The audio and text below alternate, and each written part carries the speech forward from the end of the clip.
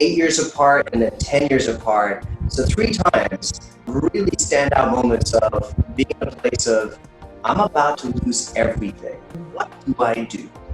And not just, I'm about to lose a thing. I literally mean I'm about to lose everything. Like if you get eaten by a lion, there is no next day. This is true. There's nothing else, right? If you don't get that first job when you come out of college, it really sets the tone for how you perceive yourself. Anyone who's applied for a job and received rejection, you know what a hit it takes on your self-belief. And this is right out of college. And again, I said Yale and Trinity, these are top colleges. So you know I'd worked really hard to get there. Yeah. And so I felt like, it's not like I gave half and got half. I felt like I gave 100% and the world was giving me nothing.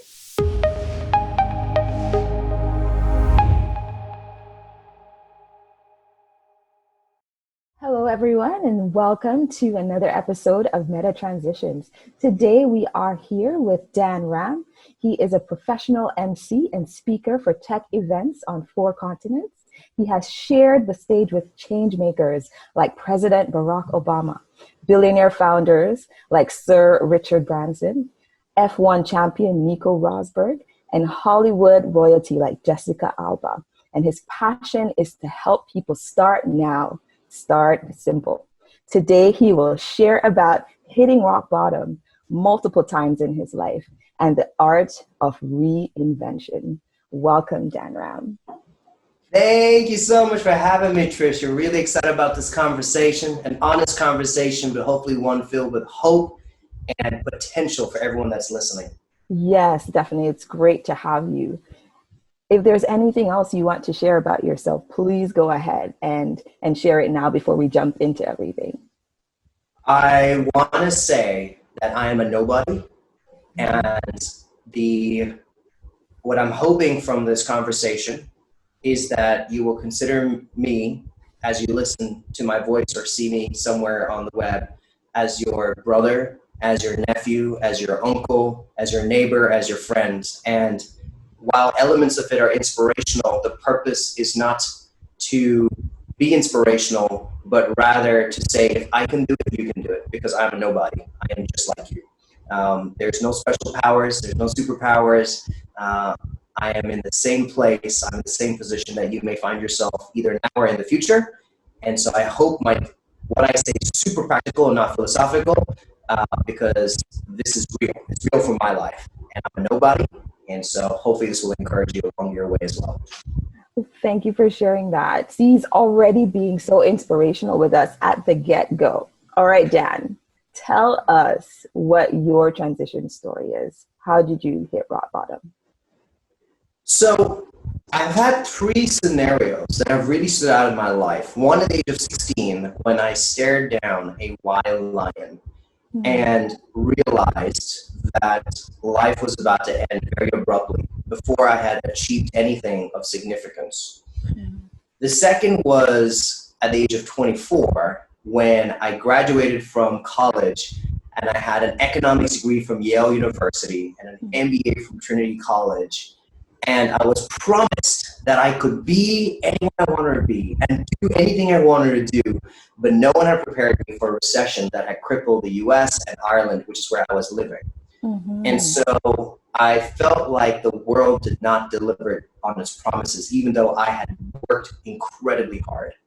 And the third was 6 months ago, when my career, the last 3 years of traveling the world as a professional MC and speaker, and I have to say this, it's not my career, it is my life calling, my passion, my dream. It is the ultimate manifestation of Dan Ram at his peak. I'm not talking about just having a job and losing a job. I'm talking about losing who I was, what I consider to be my greatest value and contribution to the planet. That abruptly coming to an end. And all of these situations, I could not control. I did not initiate it. And in my view, I didn't deserve it. I was always striving for my best. I was always giving my best. And I was left with the same situation almost like 8 years apart and then 10 years apart. So 3 times really standout moments of being in a place of, I'm about to lose everything. What do I do? And not just I'm about to lose a thing. I literally mean I'm about to lose everything. Like if you get eaten by a lion, there is no next day. This is true. There's nothing else, right? If you don't get that first job when you come out of college, it really sets the tone for how you perceive yourself. Anyone who's applied for a job and received rejection, you know what a hit it takes on your self-belief. And this is right out of college. And again, I said Yale and Trinity. These are top colleges. So you know I'd worked really hard to get there. Yeah. And so I felt like, it's not like I gave half and got half. I felt like I gave 100% and the world was giving me nothing.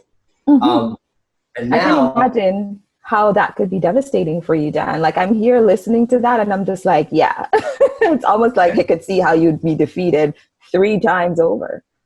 But I say that only to level the playing field because there is nobody listening or watching this that hasn't felt that at some point. Whether it's a relationship that's ended, whether it's a job that ended abruptly, whether it's a family member that passed away suddenly and unexpectedly, whether it's life just throwing curveballs like it does, we have all felt like we've been at rock bottom, like we don't have options. And that's what I don't want to talk about the situation because for everybody's different. I want to talk about what I did. Yeah. And essentially, the pattern that I've realized in my life is this simple statement. It's letting go of what was to engage with what is to position for what will be. So letting go of the past to engage with the present to position for the future. And you kind of have to do 3 time moments in the same place because you cannot engage with today if you don't grieve with what you lost in the past. Right. So it's not just about like be positive and watch motivational talks and then you'll be fine. No, that's called sweeping under the rug. You have to grieve the loss of what was. But you also cannot position for the future if you're not totally tuned in with who you are today because every transition changes you. Every transition transforms you. So if you don't check in to see how you're growing and evolving, you're actually setting yourself up for something that may not be true anymore because that season of your life affects you. Right. And so each connects with the other. And I think you need to do all 3. How long it takes, I think just comes down to the season and also how many times in the past you have gone through this. Because I think the more transitions you go to, the better you get at the tools of what questions do you ask yourself during this time? What habits do you form during this time? Who do you lean on during this time? And the more transitions you go to, the more you have those resources ready. And then you see life less in avoiding transition, but rather engaging with it better. Because I know many people don't want the discomfort of a transition, don't want the unknowns and the uncertainties of a transition.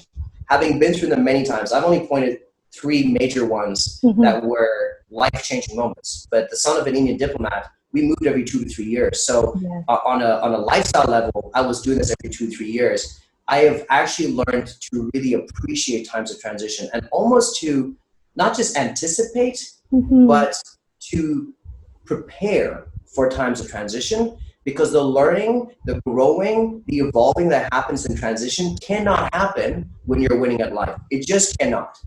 And so to me, transitions are not things to run away from, or things to engage with. And these 3 ideas of let go of what was, to engage with what is, to position for what will be, has been kind of the criteria for how to do transition well. And it's what I did at the age of 16, it's what I did at the age of 24, it's what I do at 34, and it's what I will continue to do whenever transitions come by. All right. Oh man, thank you so much for sharing that. I sort of want to sort of get a little bit more out of you regarding the letting go, engaging, and positioning, right? How did you come to this concept? Because it sounds, because you've had to do this over and over, as you said, right? Transitioning, it's something that you've become used to, I guess, in your childhood growing up. And then, with these 3 major, areas of transition of hitting rock bottom yourself, how did you come to these 3 steps, which, even for a counselor myself, I completely agree with. You definitely have to grieve. You have to remain in the present, right? And understand how the past affects the present. But then also, needing to figure out how do I then get to where I want to be, which is in the future. So for sure needing to go through those. But I guess I'm curious as to how did you get to these three? So the process was trial and error because I am not a trained counselor. I don't have frameworks to lean on. It was just, I remember when I was 12, leaving India and going to Zimbabwe is the first time I felt pain with saying goodbye to friends. Because even though I had friends before, we just didn't have the social knowledge to make that kind of bond that it would be painful to break that bond. And this is before the world of social media. So it's not like, oh, I'll just catch you on Instagram. It was like, it was really goodbye. Like, Yes. I will not see you again, kind of goodbye.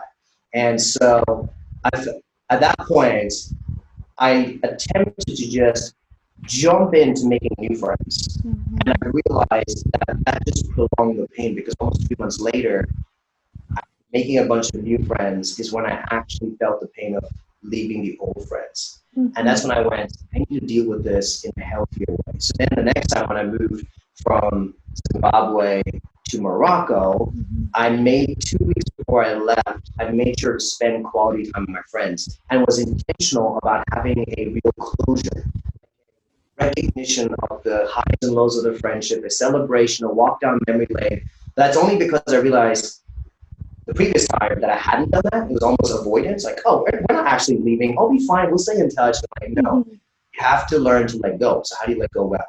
So it was trial and error. It was also the same thing when it came to like the present future bridge. Because, for example, let's say when I went to Yale and I was in Morocco, I remember thinking when I first arrived at Yale, comparing everything, because I had my parents in Morocco. I didn't have my parents at Yale. And then I had, like a good school with a ready set of friends. At Yale, I had to make friends. I wasn't just because I was in there didn't mean friends appeared naturally. Whereas I had to make an effort to make friends. Also, in our family, we function as a really good unit. And so, like, my sister is very extroverted. She does a lot of the socializing and connecting. I'm more introverted, so I do a lot more of the deeper question asking. And here at Yale, I had to do everything. I had to have my mom's hospitality, I had to have my dad's strategic thinking, I had to have my sister's social skills, I had to be myself. And so I was reduced to comparison. It was actually paralyzing. But then when I went, okay, the situation has changed, could I learn those skills? Yeah. And then when I started engaging with the present, it opened up a whole future that I never thought I was capable of. Because in that unit, there was a certain trajectory of behavior. And now when I had to adopt new, not personality traits, but new abilities, new talents, new perspectives, it actually opened up so many doors. I would not be the professional speaker I am today if I didn't have to let go of my family. Because there are better communicators in my family than I am. So I never had to exercise that. Yes. And so this is where like engaging with the present and going, okay, I've grieved the past. Morocco is not it anymore. What is the present? Oh, here are the opportunities for growth. Here's some of the painful growing, but also some of the fun growing. And then realizing that that is positioning for the future, because you may not have clarity as to how that plays into your future, but if you engage with it, you are automatically positioning for where that will go in a way that you can't if you're just in the same comfort zone. You just cannot build on that. So it was really a process of trial and error of making lots of mistakes along the way and going, I didn't grieve this, I didn't close this, I didn't engage, so I would be stuck in this thinking of, but it was that before, and wasn't it good in those days, and do you remember that? And going, okay, that's not a useful toolkit for engaging with the present. So engaging with the present is, where are the opportunities? Where are the new doors? Where are the new windows? Where are the new resources and people? And really, that's engaging with the present. Sometimes getting really micro with it. So not going philosophical thinking of, oh, my life could have been, would have been, should have been, but rather going, my life is this. How do I engage with this? Yeah. And so it really was just trial and error. If you ask me what the process is, trial and error. Obviously talking to people, because I'm not the only son of a diplomat. So I would ask other diplomat kids, what would they do? How do they learn? What questions do they ask? What processes? Some of them journaled, some of them wrote songs. Some of them had insane parties to say goodbye. My style was more to have deep conversations with people before I said goodbye. Mm-hmm. For some, it was believing that we would be back together. And for others, it was actually easier to go, we don't have to get back together. I just appreciate what was, and that by itself was liberating. Whereas for others, it was only liberating if there was a hope that we would all reunite. So it's just interesting to hear all these different perspectives, and that's important to note in this conversation is what works for me may not work for you, Yes. but don't be afraid to try, because I figured this out through many repetitions of trial and error, and it's not foolproof. I give myself freedom to add more to this process if needed in the future, or to remove parts from it too. Because as you change, your expectations change as well. Expectations on yourself. I mean, previously it was geographic changes. Now sometimes it's more identity changes, right? So geographically, nothing changed during the pandemic, but my identity as part of my career changed tremendously because that's where I was being reinforced. Dan, you're such a good communicator. You're such a good MC. Hearing that reinforces that. That's who I am. That's my value. Now I can't do that anymore. So nothing changed geographically, but the set of questions you ask yourself as to, okay, so now what is my purpose? That's a different question from now where am I that opens different opportunities, because where I am is still the same, it's just the world has shut down. So what does purpose look like? What does calling look like? What does value look like? What does community look like? It's different questions. But those three rough time frames, I think I still hold in tension. I think we have to kind of have all three of them to really move forward.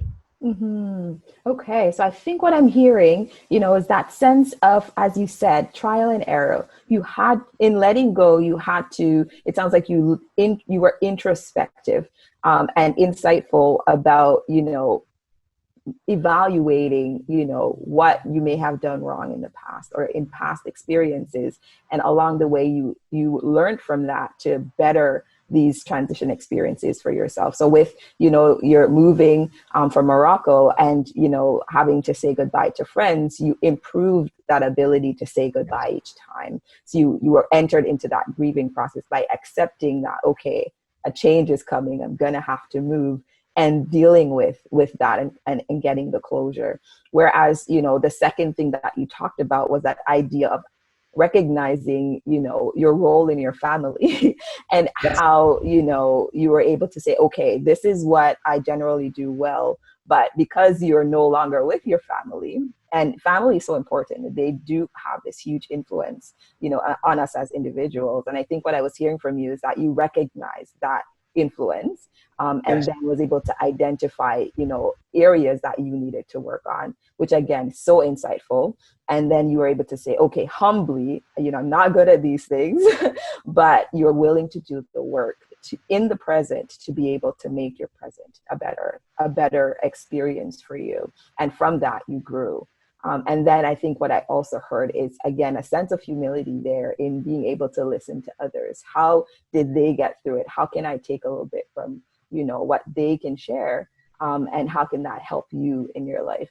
And those are some really great, things that, I think definitely helps with that past, present, future sort of focus and being able to get you to where you are today.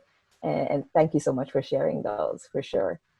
Of course. I should add, though, that I promised at the start of this podcast that I would keep it practical.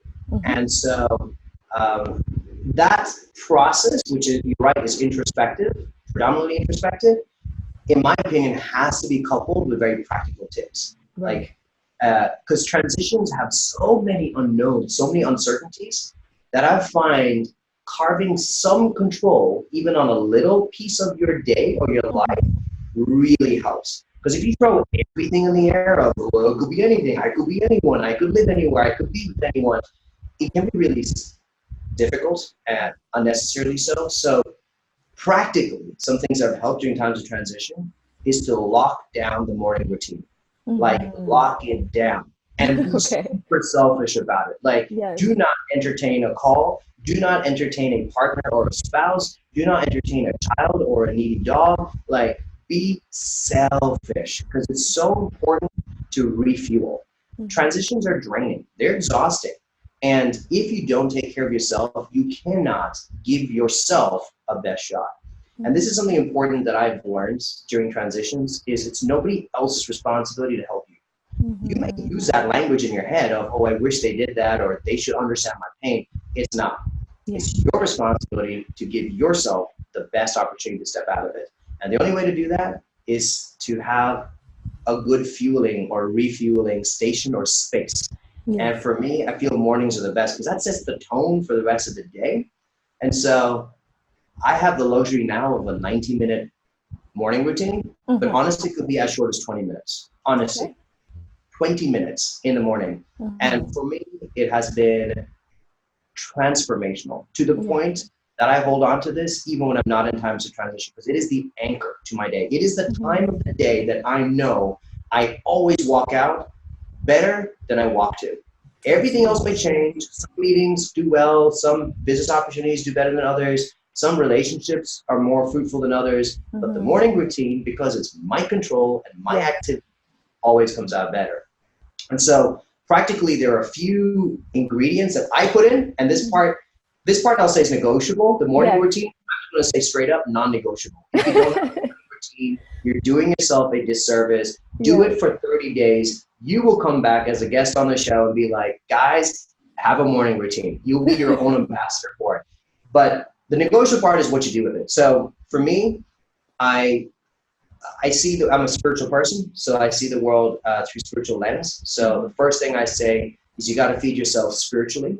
So for me, that's reading my Bible, that's praying, that's thinking about certain memory verses, like scriptural verses, that might be listening to worship music. So whatever faith you are from, whatever spirituality you have, give time to understanding that life is way bigger than us. It's also way bigger than this moment.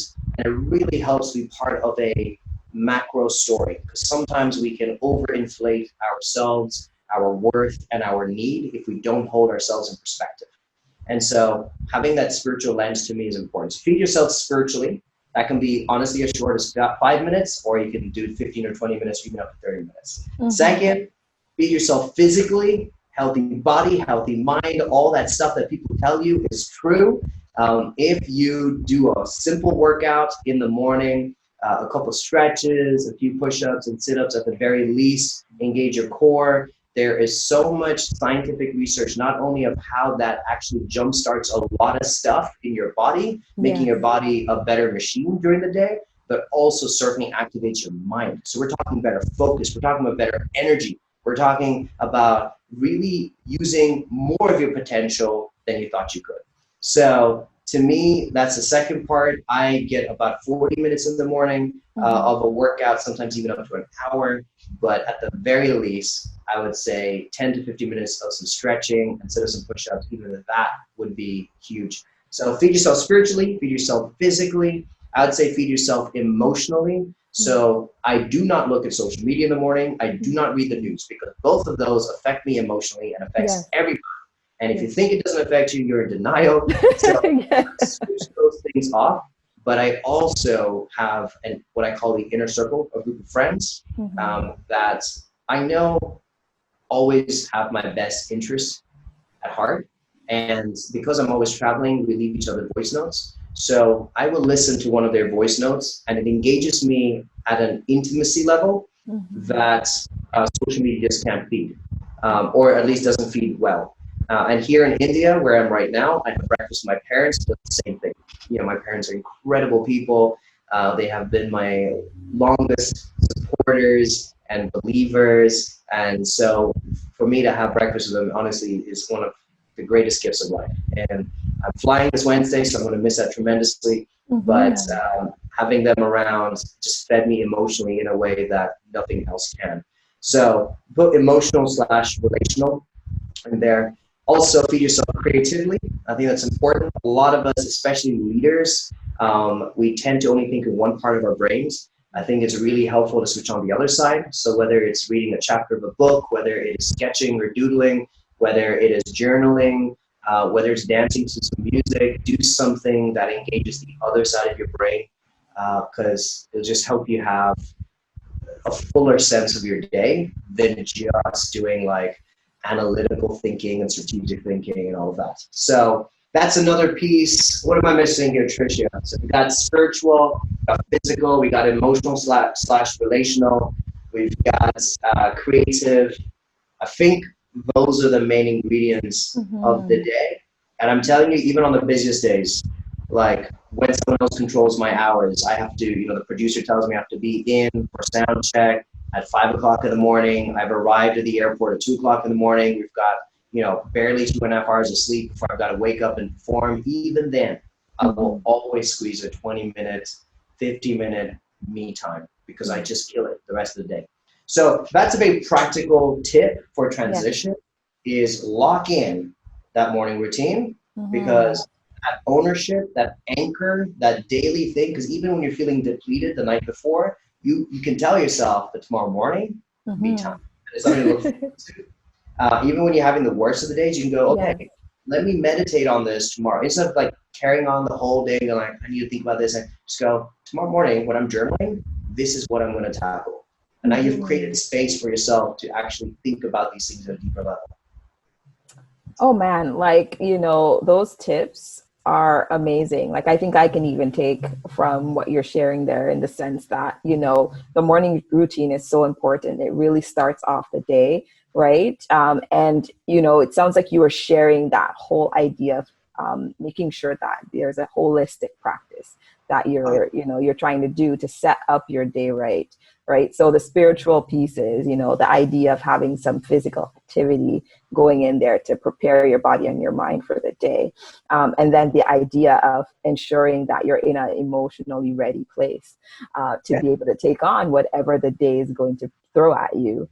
This is great. And I think I'm hearing there that family and friends are important to being able to identify who are those close people in your life that are going to be able to, share positivity into you so that you can start your day right. And also being able to feed off that great supporting energy from your family.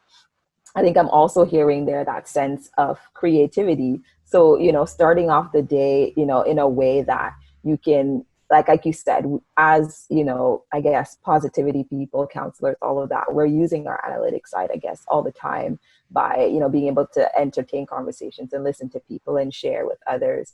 But that idea of being able to, think about what do I need right now? What is something that I can learn?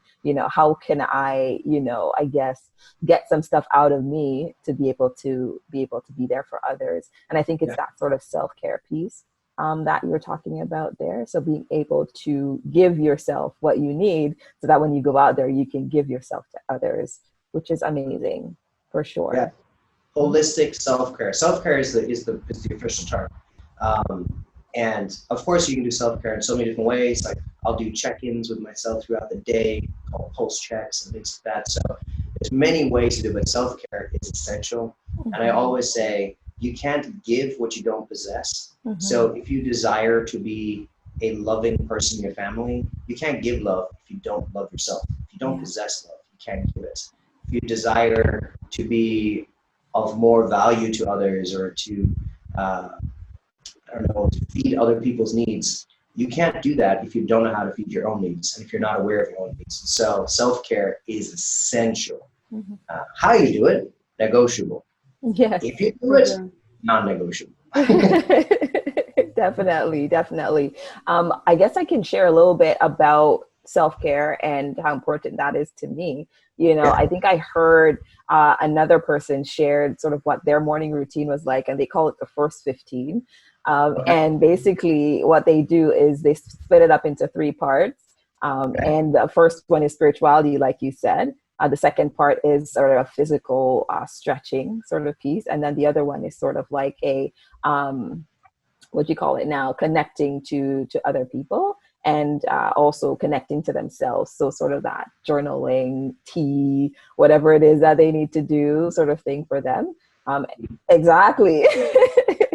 And, I think I've tried to adopt that. I think I probably need to do it more as a way to start the morning.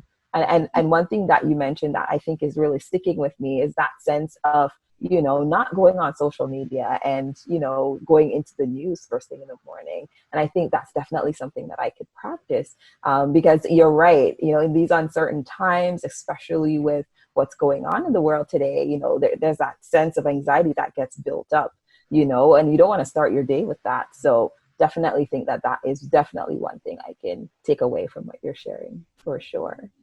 All Absolutely. right. I'm glad that you do a morning routine, and morning routines can evolve. And this is part of healthy checking in and knowing yourself, right?